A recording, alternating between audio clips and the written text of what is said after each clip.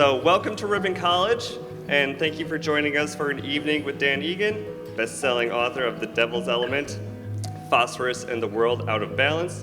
My name is Brian Nell. I'm an assistant professor in the chemistry department here at Ripon College. And I am Stephanie Prelwitz, CEO and Executive Director of the Green Lake Association. We are a nonprofit organization that's a singular focus on improving water quality for Green Lake. 5 miles from here is the deepest natural inland lake in Wisconsin, so we're happy to be safeguarding that incredible resource. All right, tonight's event is co-sponsored by Ripon College's Center for Politics and the People. You can see their banners. The Department of Chemistry, the Department of Environmental Studies, along with the Green Lake Association. We're so glad that you were able to join us. We will leave 15 minutes for questions at the end of our discussion. So with that, we are so pleased to be joined by Dan Egan. Dan Egan is the Bricko Fund Journalist in Residence at the Center for Water Policy at the University of Wisconsin-Milwaukee's School of Freshwater Sciences. He's a New York Times best-selling author, 2-time Pulitzer Prize finalist, and recipient of numerous awards. He's the author of Death and Life of the Great Lakes, as well as his newest book, and the reason you all are here, The Devil's Element, Phosphorus and a World Out of Balance. So please join us in welcoming Dan Egan. Thank you.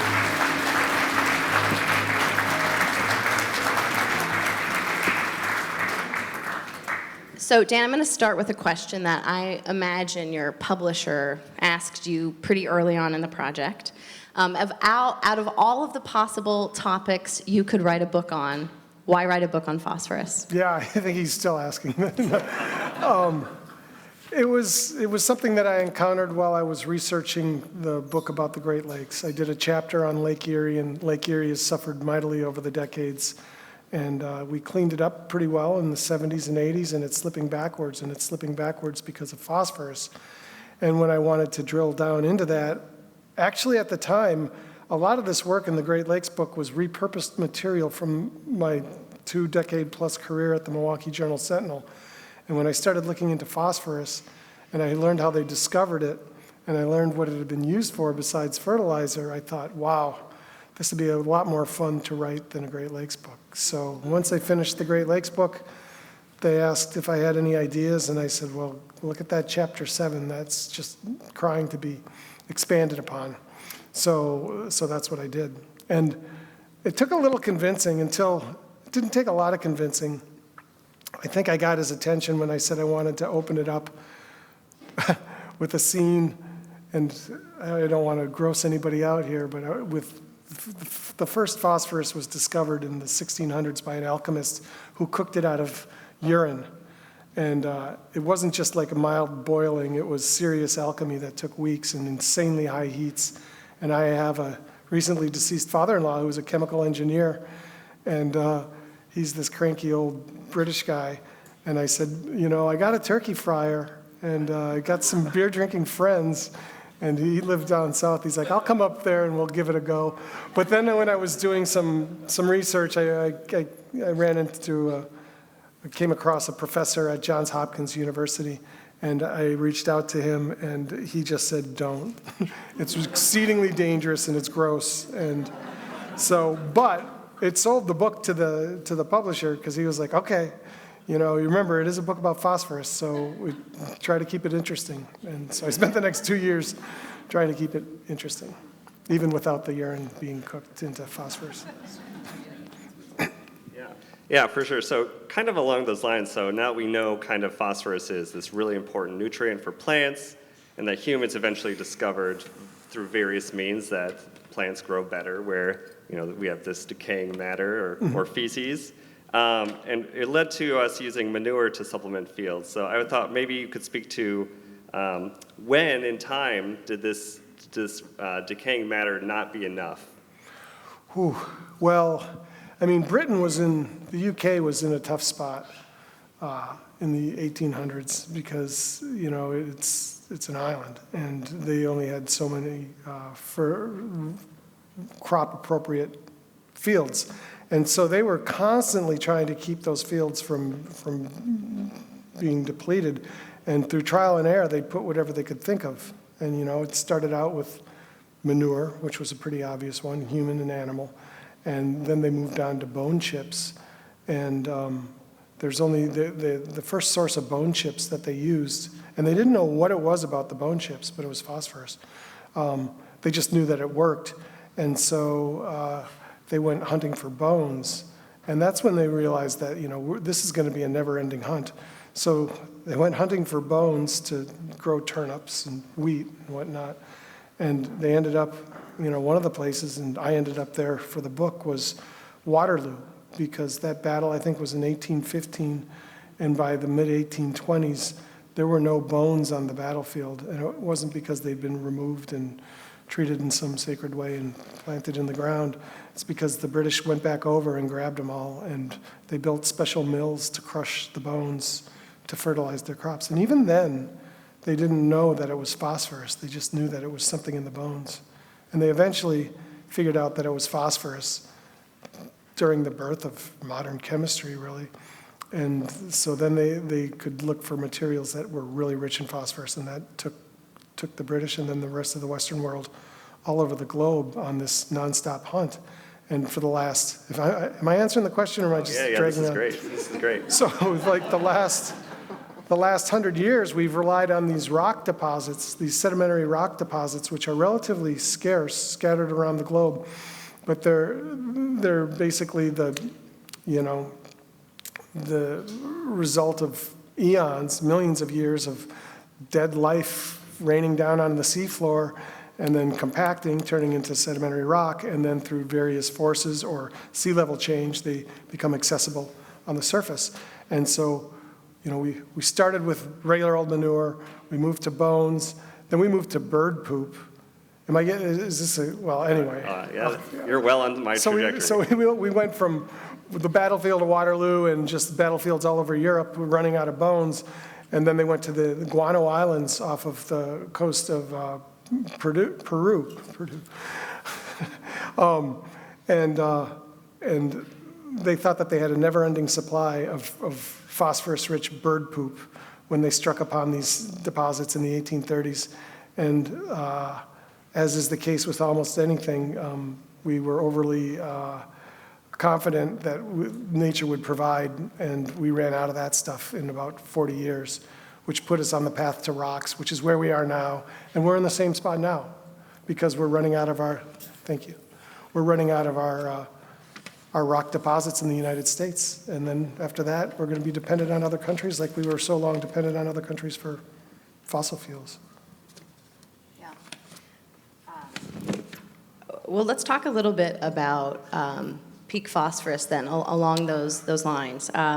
So in 1938, Franklin Roosevelt called for a national policy on the production and conservation of phosphorus. And my understanding is his concern was because if we ran out of phosphorus, there would be such a national and food crisis, that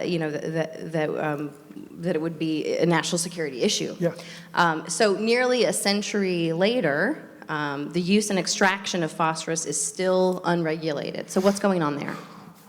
Well, yeah, I don't know how it's regulated. I think a lot of it's done on private land, but we don't have a national phosphorus policy. And I actually went to a phosphorus conference. There's hundreds of academics who really care about this issue. The public just doesn't because they're unaware of it.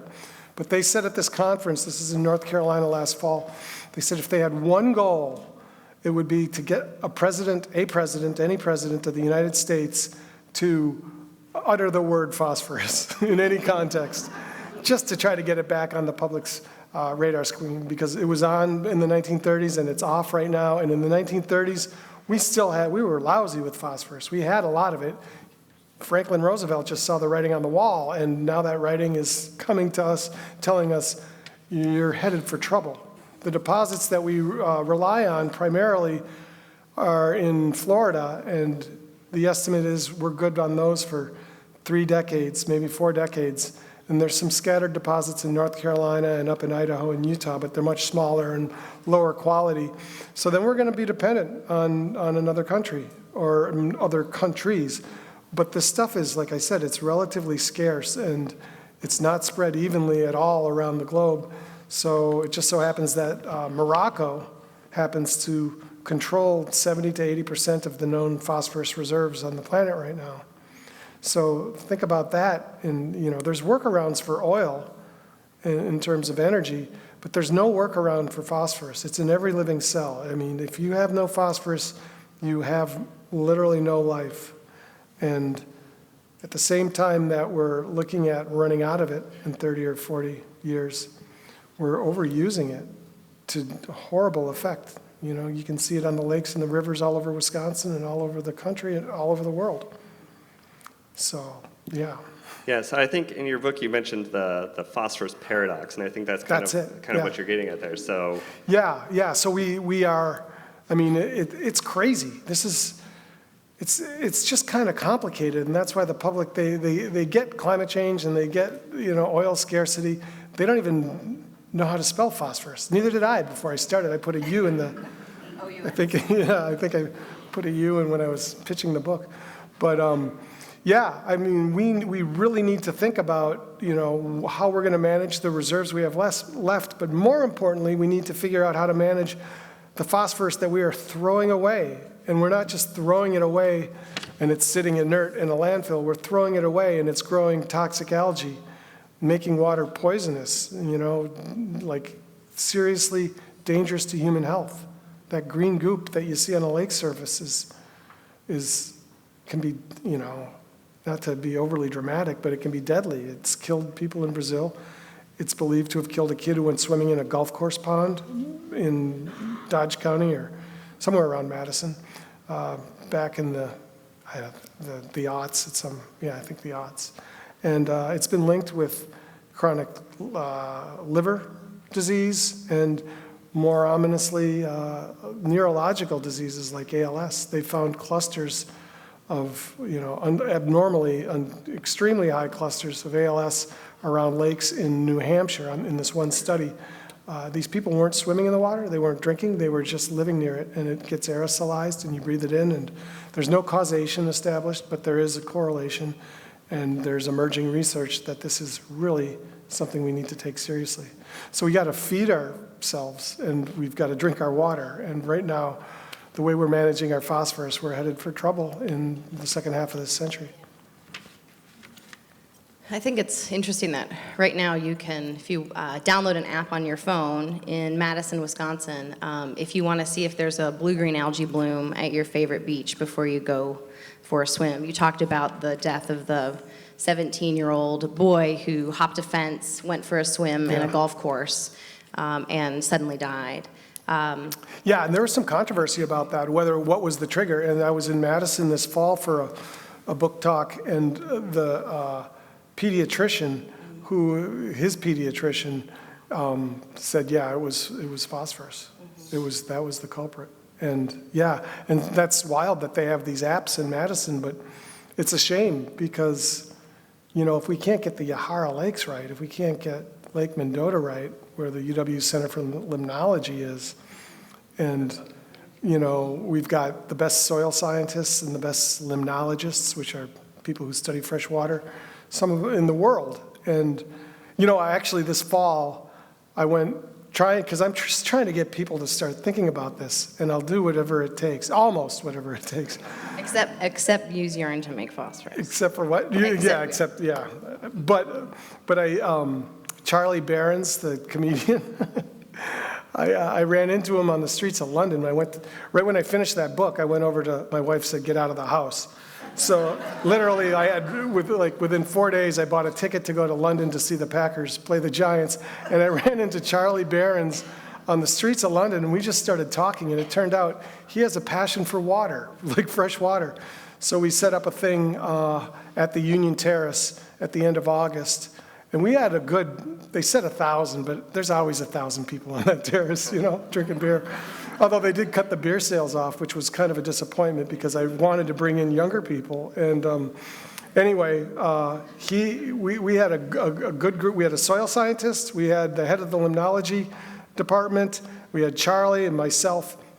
And we had to talk about how do we get Lake Mendota right? Just as I was saying, if we can't get this lake fixed, what other lakes do we have hope for? And I remember turning around, it was just this perfectly blue sky day, and there's sailboats back and forth, and it was right at the beginning of the school year, and all the kids are on those metal docks extending out from the terrace, and I said, those kids should be in the water.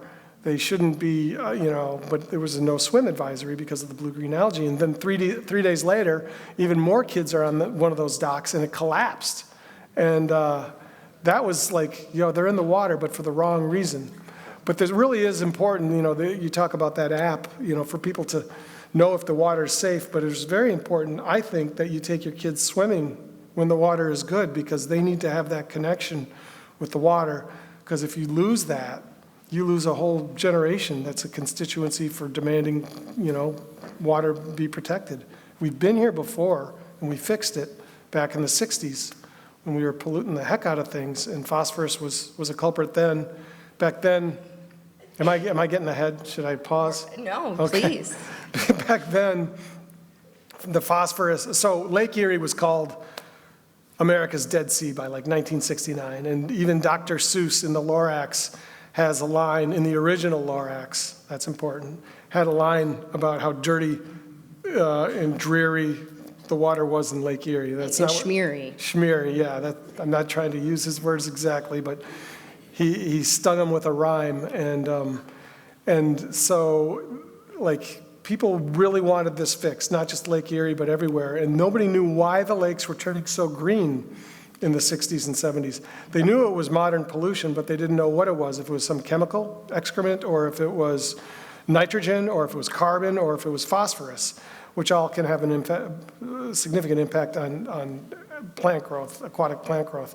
And so the Canadians, they have a lot of land, those Canadians, and they have a lot of lakes. So many lakes that they set aside a bunch of them up in far north or far western Ontario to do experiments on. And so what they did was they treated these lakes like test tubes. And the thought at the time was, we can't replicate the way a real lake works with an aquarium. We need to go into the wild, just because of the interaction between the atmosphere and the water, and the way the water turns, and the way the nutrients flow. So they set up this remarkably elegant test where they took a peanut-shaped lake, and right down where it was pinched in the middle, they put some kind of a plastic curtain that ran from the surface down to the bottom. They secured it with all these boulders along the bottom. And then one side, at the time, I got a little ahead of myself. So detergents in the 1960s were largely phosphorus, because it really helped clothes get white. And so a lot of people thought phosphorus was the problem at the time, and the detergent industry was saying, no, it's carbon, it's nitrogen, it's whatever it is, it's not us. So they took a lake and they put nitrogen on one side and phosphorus on the other, and simplifying it a little. Well, it was pretty much that simple. And one side got phosphorus and one side didn't, and they went up in a helicopter, and 10, 14 days later, and it was green as a golf course, and the other side was blue as the sky. And that really convicted phosphorus in the court of public opinion, and that's how we got the Clean Water Act, 1972. I mean, it wasn't exclusively that, but that drove it, and that led to basically the elimination of phosphorus in laundry detergent. And so in 1971 or 72, Dr. Seuss wrote the Lorax. By 1985, some researchers at Ohio State University wrote The Good Doctor and said, you need to take that line out of the book, out of the Lorax, because Lake Erie is not schmeary anymore. And Seuss did. If you go to the bookstore today, you're not going to find that line in it, but you probably should, because Lake Erie's a mess again. And it's still phosphorus, it's not detergent, but now it's coming from overdosing our croplands, and most significantly, many people argue, just the manure.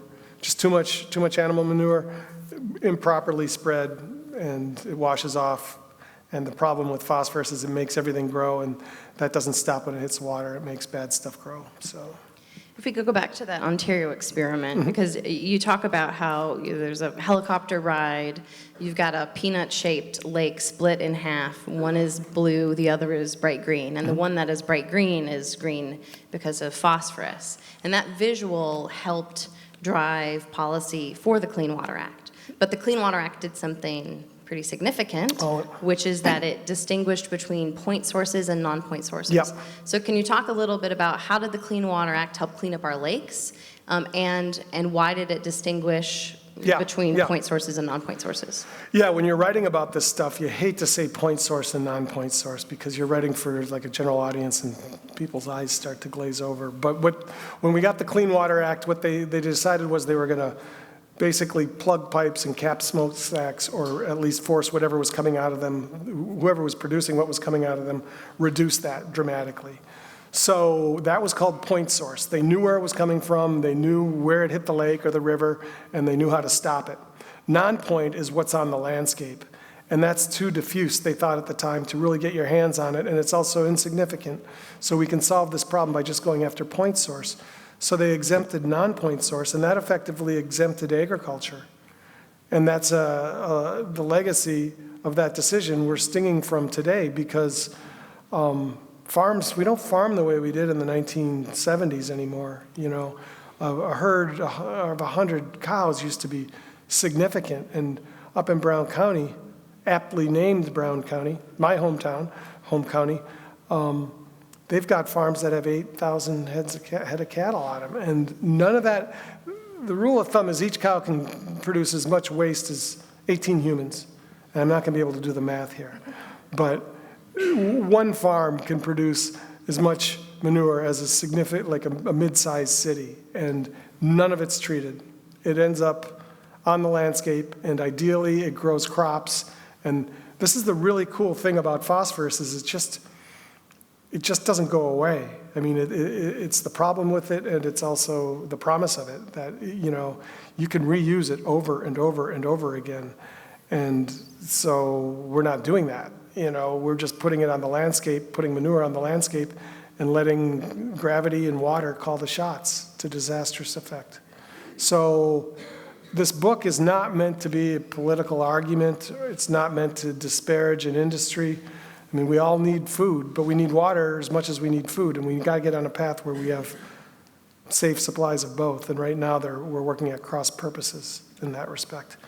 So I think we need to rethink the non-point source pollution exemption, because when you get that much manure from these farms, you know, it's like they're like pond-sized sewage lagoons. That's a point source of pollution. And it doesn't mean you landfill it, not at all, but it means you treat it and you process it and you put it in a form that's going to make it transportable so you can stop mining so much of it down in Florida. That will extend the life of our rock deposits, and it'll protect our water too. So it's a win-win, and it's not undoable. You know, people talk about, you know, the price of food, and look at milk. Milk is pretty cheap, you know, when you look at the cost over the decades, but that's just what you pay for at the grocery store. There's a price when, you know, hundreds of kids at Madison can't go swimming in the lake that is on, you know, the cover of their, you know, alumni magazine. That's a cost, losing a lake to you know, kids being able to swim in it and fish in it and drink from it.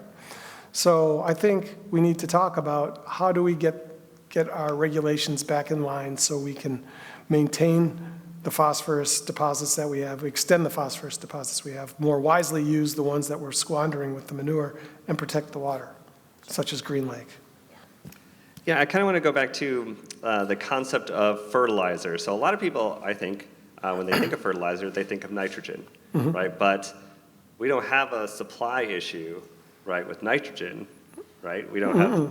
And so you mentioned in your book something, you know, with the dawn of the chemical fertilizer revolution and the law of limiting factor, and in terms of what plants need. I wonder if you could just touch on, like, why is phosphorus so important, and why are we not talking about it if it really is that important?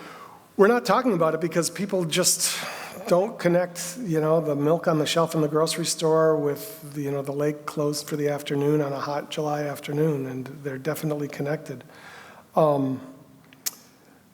So the law of the limiting factor, basically, plant life, modern fertilizer is phosphorus, nitrogen, and potassium.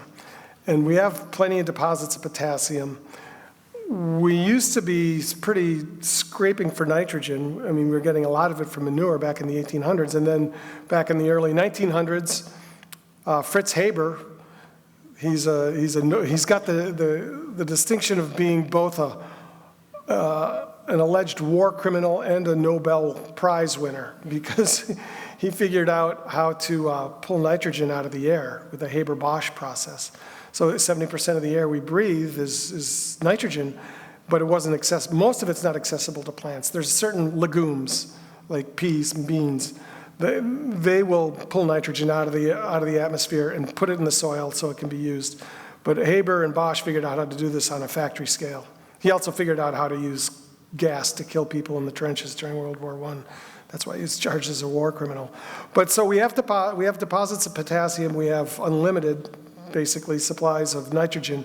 But the limiting factor, it's like, I think I say in the book, I mean, it's so much common sense, it just becomes hard to explain. But the limiting factor is the one thing that you need that is limiting growth. And I think in the book I use a ham and cheese sandwich. It's like if you've got 8 pieces of bread and 8 pieces of ham and 8 pieces of cheese, say 16 pieces of bread, you can make 8 ham sandwiches.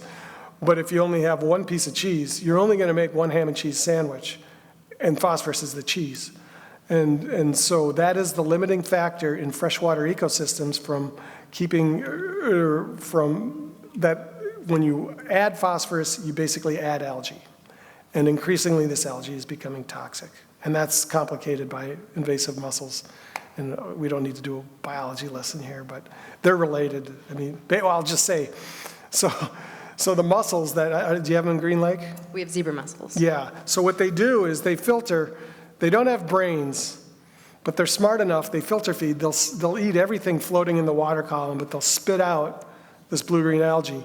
So when you have conditions primed for an algae outbreak, in the past it would be an assemblage of some healthy algae, so this makes up the bottom of the food chain. But because today the mussels have so altered the equation in the lakes, when you get an algae outbreak like in Lake Erie, it's more likely to be toxic because the mussels don't eat that, and that algae has no competition because the mussels have eaten everything else. So that's the limiting factor, that you put phosphorus in a lake and boom, you're going to get an algae explosion, and too often it's going to be toxic. We've talked about phosphorus as fertilizer, phosphate soap, but before that, phosphorus has been used for some pretty nefarious reasons. Yeah. Can you talk about kind of the history of phosphorus and how, especially in World War II, what happened there? Yeah, so I went to Hamburg for this book because the guy who cooked the phosphorus out of urine was based there. His name was Hennig Brandt, and he did it in 1679, and he was looking for the philosopher's stone, which was this mythical substance that they believed back in the 1500s and 1600s could transmute base metals into gold or silver. Their thinking at the time was all these metals are just slowly evolving into, something precious, platinum or gold, whatever. We need to figure out what that is and speed that process along. And so Brand thought he could derive it from the human waste stream, and he cooked it out of his urine. It wasn't just his urine. I mean, he had vats of it. And he ended up with these little wax-like nuggets that glowed in the dark, phosphorescent. And it was just kind of like a curiosity for the first 50 or 60 years that they had it. But then they started figuring out how combustible it was. Because the thing about this stuff, elemental phosphorus, it doesn't exist in the natural world. Phosphorus is always bound up with oxygen atoms to create phosphates, which is what we're talking about when we're talking about fertilizer. But if you get the phosphorus isolated and you warm it above a tick above room temperature, maybe 80 Fahrenheit, it combusts and it burns, and it burns hot. So we soon figured out how to use it for matchmaking, making matches, not putting people together, and weapons. And so Hamburg was an interesting place to go for this book because that's where it was discovered. And then in 1943, the Allies leveled that city, basically burned it to the ground with fire bombs, and many of them were phosphorus. So Phosphorus' hometown got burned down by this stuff. And tragedy of that exists today in the form of people on the Baltic coast or along the Elbe River. The place is famous for amber because it used to be millions of years ago. It was a pine forest, and that resin is, turned into amber over the time, and it's valuable. These phosphorus nuggets that were in these bombs are the same size as an amber nugget, and they look the same. So people are actively looking for it. And I found a couple of people, like I talked to, there's a guy in the opening of the book. He was walking on the shore of the Baltic coast looking for whatever the sea was kicking up, whatever kind of precious nuggets he could find, and he thought that he thought it was an oyster shell, like a fossilized oyster shell. It was kind of orange. He put it in his pocket, and his pants exploded, and he had to run into the sea and to put it out, and then he'd step out, and it would flare up again. And there was just one fisherman on the beach, and he's screaming for help. And they were going to bring in a helicopter, but they thought he might take down the helicopter. They had no idea what was going on. An ambulance came and packed him in wet towels. And he survived, but he had burns on like 40% of his body. And so that's Hamburg. It's where it was discovered. It was burned to the ground. And then today, I was talking earlier about being better at reusing phosphorus. Hamburg has the state-of-the-art phosphorus recovery plant at its wastewater treatment plant. And they're shooting by the end of the decade to pull, you can never get to zero, but to get as close to zero as possible, the phosphorus coming out of their wastewater. And so, yeah, it's really fascinating to think about how this stuff just doesn't go away. And that's great when you're growing crops. It's not when you're growing algae in lakes or picking up fossils on a beach. Kind of along those lines of the recovery of phosphorus, is that something the United States is moving toward? No. Okay. Well, yeah, we've gotten better at pulling it from wastewater treatment plants, and humans are a pretty big source of it, but it pales compared to livestock. It just does, and it's, this is anathema in Dairyland, but it's got to be talked about, because what's also anathema are just lakes that you can't use. So. You talk about we have wastewater treatment facilities for humans. Human waste, yeah. We can do it for cows. You can, and the thing is as a rule of thumb, a farmer can't really transport this manure that they produce more than 10 miles. It varies depending on where you are, but that's the rule of thumb. You move it more than 10 miles and you're losing a lot of money. And that's, it's very inefficient because it gets liquefied, so you're moving a lot of water. But you can pelletize the phosphorus in there, the phosphates. It wouldn't explode.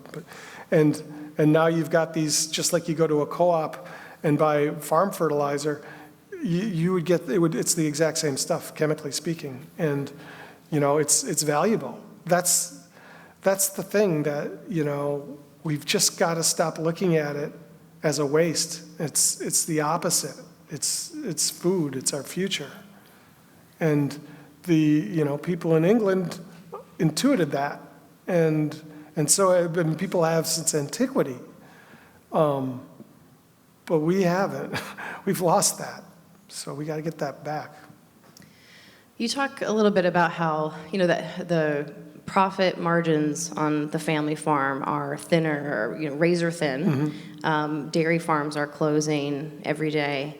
But yet we're all in the habit of going to the grocery store and buying, sometimes it seems like flavored water is probably more expensive than a gallon of milk. So what are some of the decisions that we can make as individuals? I think when you read this book, we have the power of the purse. What are some of the individual choices that we all can make to support kind of clean lakes? Well, I come from the journalism side of things, so in this book, I say in it, it's not meant to be prescriptive, and and this isn't a cop-out. I think it's important to approach the job like this. I'm just trying to connect dots, to paint a picture, to let people see it, and then they can figure out what to do with it. I'm not saying we need to incorporate this technology and do it by 2035, and that's beyond me, and it's inappropriate, I think, for me to become that much of an advocate. I think the most important thing you can do, it's deceptively simple, but one, make sure your kids swim when the water's clean, and two, let people read the book. That's what, yeah. just if you get educated about it, talk to people about it, and it's going to bubble up. It's inevitable. I mean, once you get attuned to this, you start, especially if you use Twitter and you have a Phosphoria as one of your feeds. There's stories in the summer, whether you're in the southern hemisphere, it's going on now, or northern hemisphere, it's coming. During the hot season, there's stories every day about lakes that are unusable. And it goes beyond lakes. So we were talking about the limiting factor. Phosphorus is the limiting factor in fresh water, and nitrogen is the limiting factor in salt water, typically. With the climate change going on that we had the wettest 12-month period in, I think, 2018 to 2019. It was a 12-month period. It wasn't a calendar year, but it was in the Mississippi River Basin, which spans across 40% of the continental United States. 1.2 million square miles or something like that. It's huge. And it all comes out at down at New Orleans. And some of it gets shunted when the water's high. And in 2019, some went through Lake Pontchartrain out into the Mississippi, or into the Gulf along the Mississippi coast. And there was so much fresh water along the coast that summer that it could sustain this toxic algae that is typically a freshwater scourge, microcystis, to the point that 40 miles of beach, 27 public beaches were closed for swimming for the whole summer. And these guys, I talked to this guy who bought 24 jet skis to rent in Biloxi, Mississippi, and it was just after the 4th of July weekend, and they had put the signs up, no swimming, at the end of June, and it was like Jaws.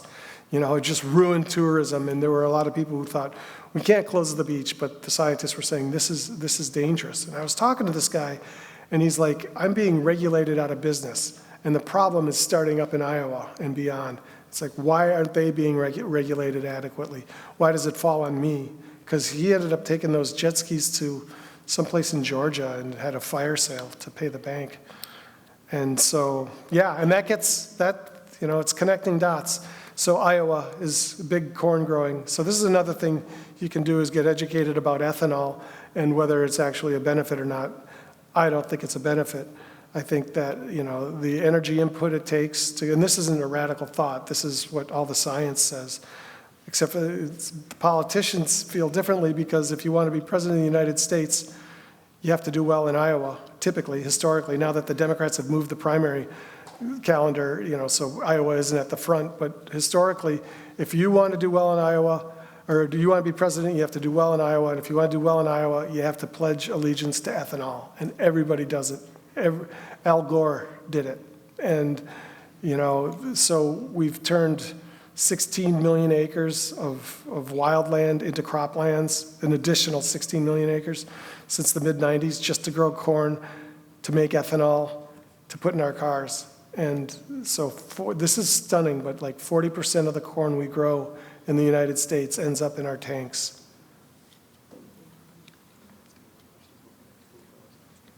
All right, so here at Ripon College, we're a liberal arts institution. Mm-hmm. You have your history degree, which is not necessarily journalism per se, and you've worked for newspapers like the Milwaukee Journal-Sentinel for several years, worked out west for a long time, and then you ended up writing a book about, a sciencey book about water quality issues.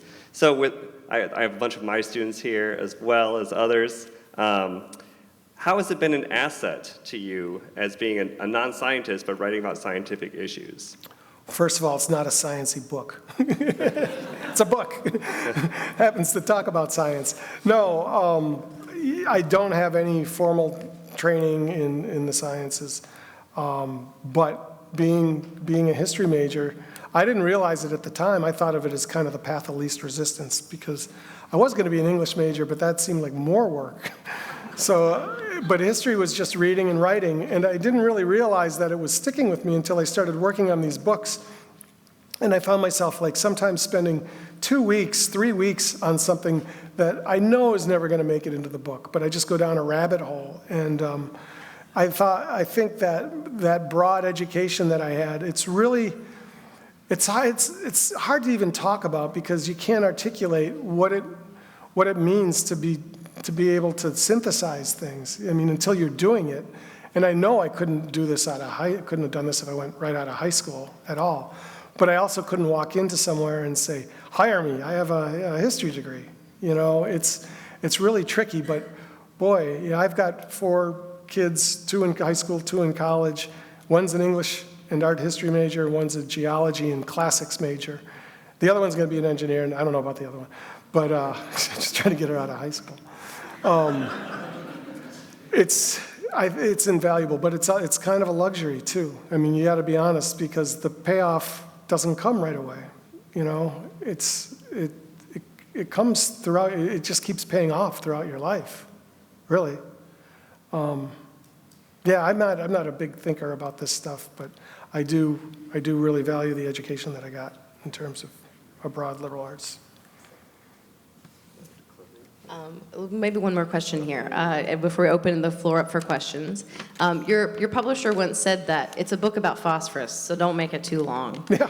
I'm wondering if there were any stories that you really wanted to include or couldn't when you were writing the book. Well, I was going to go places. Like I was going to go to Guam, where all these people got ALS-like diseases from consuming this protein that's in this. It is a sciencey book, isn't it? It's in this algae. And I wanted to go to the Guano Islands. And I mean, I didn't want to go. I was going. I was lining up, you know, people to help me out, fixers, as they call them.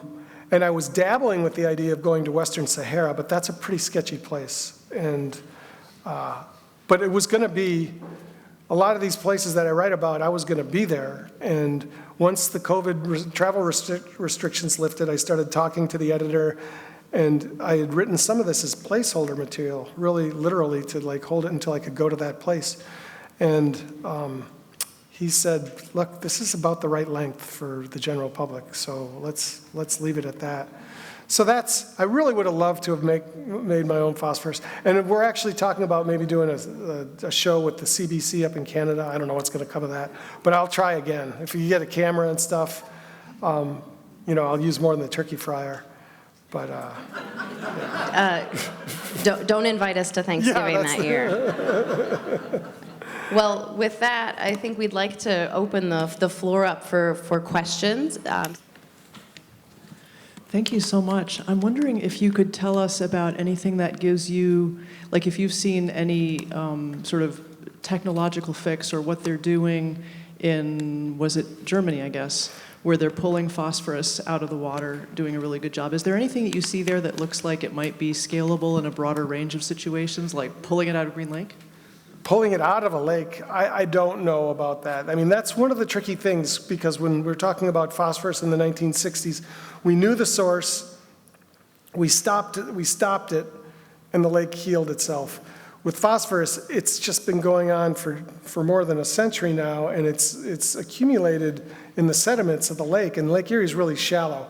So when it gets stirred up, the lake bed, the phosphorus gets stirred up, and so that's, you know, they talk about lakes residency times, and that means, you know, how long it takes a drop of water to flow into a lake and out of a lake. And basically, how long does it take till you get a whole new lake in terms of the water that's in it? In Lake Erie, it's 2.7 years. So we've got that going for us, but I have no idea what Green Lake is, but like Lake Superior is 200 years. I think like Michigan's 100 years. So it doesn't mean that if we stop the flow of phosphorus into the lake, we're not going to see an improvement. We are. But there's going to be this legacy phosphorus in both the sediments and the soils that we're going to have to deal with for a while. And so it's kind of a hard sell, but it's like, you know, it's like, you got to try. It's like if you know, the first thing, if you've got lung cancer, you probably should stop smoking. That's the first step. And that's what we need to do, stop putting it into the system. But as far as, I mean, I've heard people talking about dredging Western Lake Erie. And, you know, I could see it coming to that down the road when we're not getting the phosphorus we want from other countries at, you know, prices we want. We'll start mining the stuff that we've squandered. As far as other people scaling this up for other cities, what's going on in Hamburg, it's happening. It's not European Union wide, but I think many countries are on the same track, and they're trying to do both things. They're trying to solve the paradox. They're trying to protect their water, and they're trying to provide fertilizer for their farmers, because Western Europe basically doesn't have phosphorus deposits, or very low quality at this point. So they're dependent on other countries, and they want to wean that dependence. And it looks like what they're doing is working. I mean, when I saw it, it was a pilot program back in 2019, but they've built it, and it was supposed to go operational in November or December, and I haven't heard any accounts that it's not working. I think it's working well. Hi, thank you so much. I am a farmer and a soil scientist. And I should have talked to you 3 years ago. I actually just spent the whole day with farmers talking about phosphorus, or just one town over from here. One thing that we're finding is that when you put, a lot of farmers have switched to lower tillage systems in order to reduce erosion, which has really done a lot. But we're actually finding that, unfortunately, we're not able to stem the flow of phosphorus even with lowering our amount of tillage, and we're trying, trust me. Yeah. And so I'm wondering if you have seen any technologies or what you would propose in terms of what you've seen out there in your work, because we at this point, even if you were to pelletize it, you'd still be spreading it on the field, especially if we're not using a tillage system. So if we're going to spread it on the field, it's still going to be there. And if we have a runoff event, which even if we're not having erosion, we're somehow still losing phosphorus off the fields. So I'm just wondering, what is it that gives you hope? Could you be a little more elaborate? Okay. So I think the reducing or going to no tillage, it's great for sediment, but it's not great for phosphorus because it gets applied. I've never been in a combine, but it typically gets applied in the fall when the fields are hard and you get the machinery out there. And then if you have a wet spring, all the stuff that's been applied before the winter gets flushed off before the crops can take it up. So the tillage, that's a tricky thing. Reducing tillage reduces sediment, but it doesn't necessarily reduce the phosphorus. I'm not a soil scientist by any stretch of the imagination, but I think what's happened is for decades, phosphorus was over-applied because it was just like any medicine. A little's good, more is better. And I talked to a lot of people who said that was the message that was coming out of the land grants and from the extension agents and whatnot. You can get into phosphorus balance. And that's really the goal, but every year you're not going to be in it, depending on what happens with the weather. We have 300 million people to feed, and that's an undeniable fact.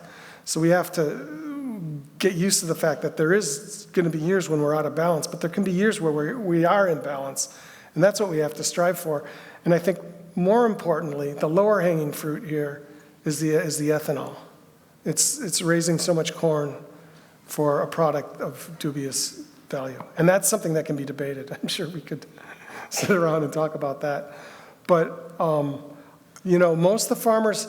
There was a study that came out at Ohio State University back in like 2014 or 2015. Most farmers said, it's a problem, phosphorus runoff, but it's not me. I'm doing everything I can. And I think they are, but I think they need more help, they need more money, and they need the public to, support them.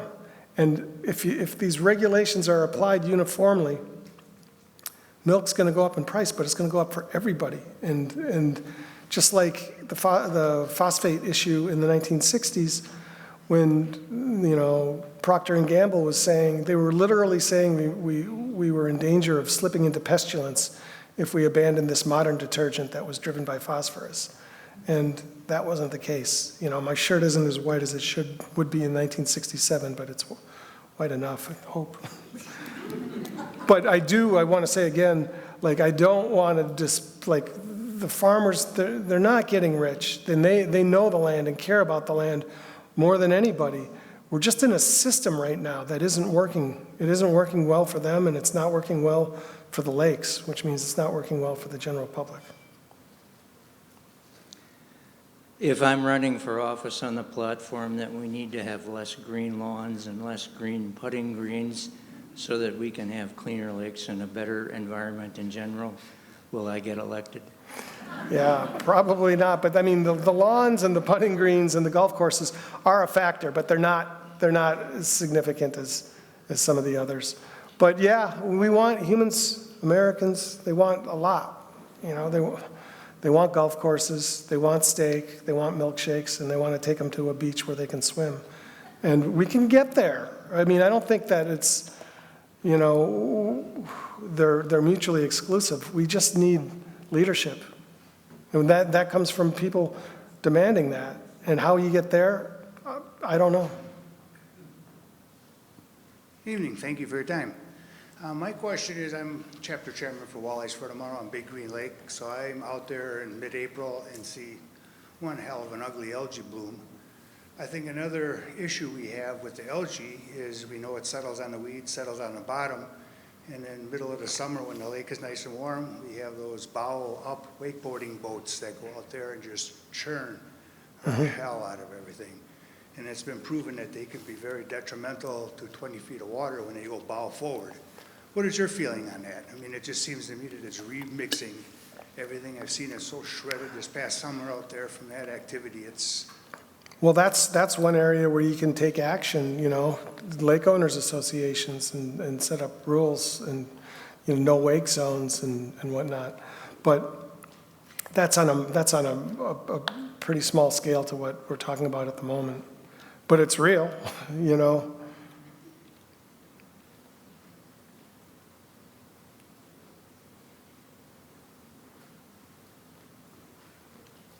I'm old enough to have seen every 60 Minutes documentary about the Guano Islands.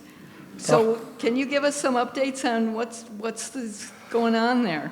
Well, those islands are really unique. It's basically, it's as dry of a desert as you'll find anywhere off the coast of Peru. And these islands are in the middle of a migratory route, so the fish come up along the western coast of South America, and the birds eat the fish, and the birds need a place to nest, and so they go to these islands, and they not only nest, they poop. And because it never rains, these nutrients don't get washed into the Pacific, they just accrete over thousands and thousands and tens of thousands and hundreds of thousands of years probably. So they had mountains. You can see pictures, you know, just on Google searches. There were literally mountains of desiccated bird poop that was rich with phosphorus. It also had nitrogen and potassium. It was like a store-bought, co-op bought fertilizer. And we being the US and Western Europe, stripped those islands down significantly. It's coming back because the fish are still there, the birds are still pooping. And there is some guano harvest going on, but it's on a very sustainable, regulated way. But, you know, the indigenous people, when the Spaniards arrived, they came across, you know, these just remarkably rich fields, and they dug into it a little bit, and they learned that people could be killed for going out and messing with the islands because it was messing with their agriculture, which meant it was messing with their future. So there is, I think the marijuana industry likes guano because it's organic and everything like that. So there is limited harvests going on, but it's, from what I understand, being done on a sustainable way. But the big mountains are gone. We took them.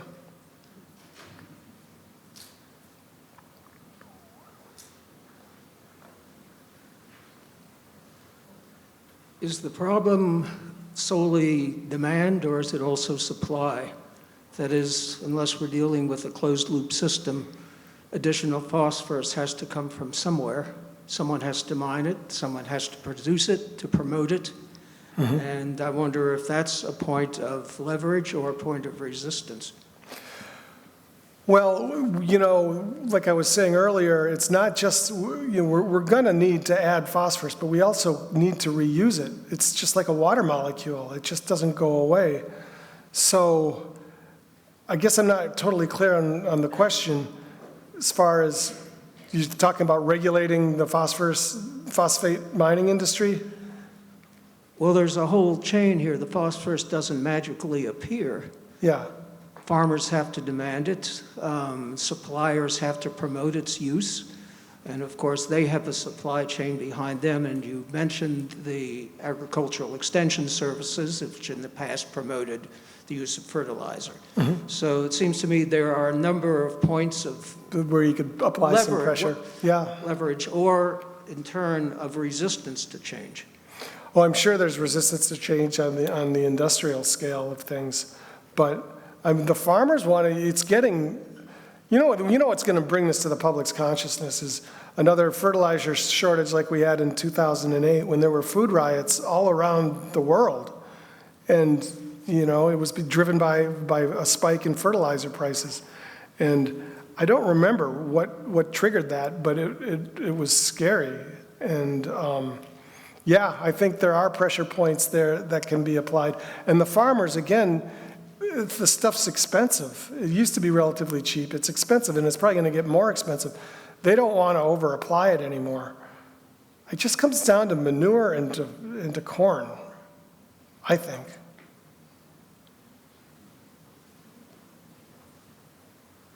So you talked about climate change a little bit, and kind of about we're targeting the phosphorus problem, but would it be more kind of detrimental to it if we just attack climate change as itself? Because I'm assuming that all these runoffs and stuff are going to be detrimental because our rising heat, our rising temperatures are going to be causing these algae blooms. So I'm curious as to why we're attacking the phosphorus problem itself rather than attacking the climate change problem as well. Well, they're related. Yeah, I think we can do more to reverse the phosphorus situation in our time scale than we can with climate. And what we do for climate is only going to help with the phosphorus issue. But the algae is, the studies show that as the lakes warm and as more carbon goes into the atmosphere, the algae love warm water and they feast on the additional carbon. So what's bad in terms of climate change is also bad in terms of algae and phosphorus driving it.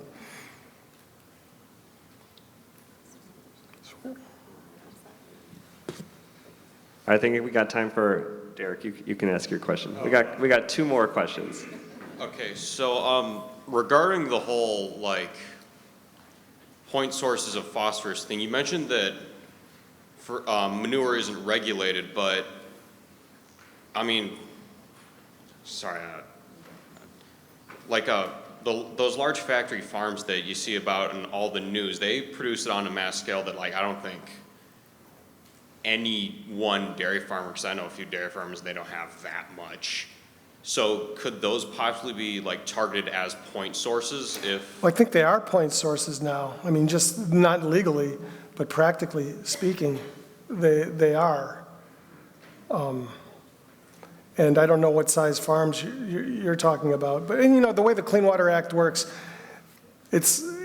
like barn areas are regulated, but once it leaves the barn and goes onto the field, it bureaucratically becomes non-point, therefore largely unregulated. But you look at in the Fox River up by Green Bay, they've got watersheds that are, they've got a target to fix the problem with the algae growth in the Fox River and Green Bay, but they have watersheds that are 30, 40 times discharging 30 to 40 times what the science says these watersheds can handle. And it's, I was driving along the Fox River this fall. It was well after the summer season, and the Fox River up by St. Norbert College on the eastern shore, the eastern bank, was just green as paint.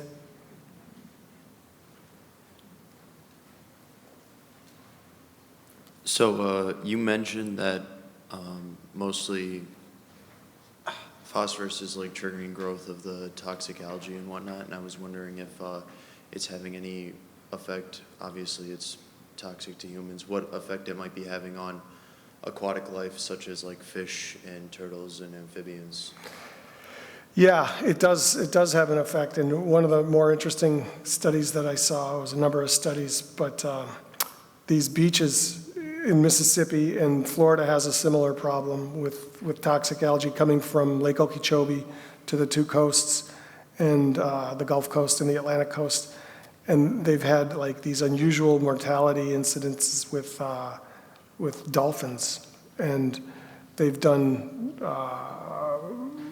brain analyses, and they have all this protein that were the same BMAA, I don't know what it stands for, but it's the same protein that was triggering these ALS breakout in Guam, And they got it from eating bats, because the bats ate these seeds that also had the BMAA. But if it's in the water, it's going to get in the fish.